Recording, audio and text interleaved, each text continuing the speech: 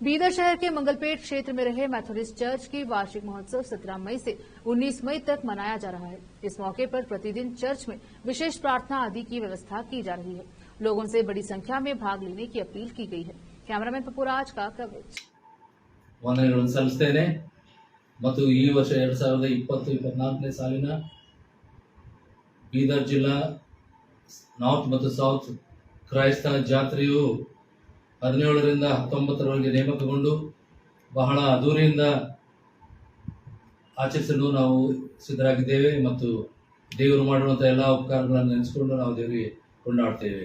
ಈ ಜಾತ್ರೆಯ ಮುಖ್ಯ ವಿಶೇಷತೆ ಏನಂದರೆ ಕಳೆದ 100 ವರ್ಷಗಳಿಂದಲೂ ನಾವು ಈ ಜಾತ್ರೆಯಲ್ಲಿ ಬೀದರ್ ಜಿಲ್ಲೆಯ ವಿವಿಧ ಹಳ್ಳಿಗಳಿಂದ ಜನರು ಸೇರಿ ಬರ್ತಾರೆ, ತಮ್ಮ ಭಕ್ತಿಯ ಒಂದು ಪ್ರದರ್ಶನ ಇಲ್ಲಿ ಮಾಡ್ತಾರೆ, ಅವರಿಗೆ ಭಜನೆ ಸ್ಪರ್ಧೆಗಳು ನಡೆಸಲ್ಪಡುತ್ತದೆ, ಅವರಿಗೆ ಯೇಸು ಕ್ರಿಸ್ತನ ಸಂದೇಶಗಳು ತಿಳಿಸಲ್ಪಡುತ್ತದೆ।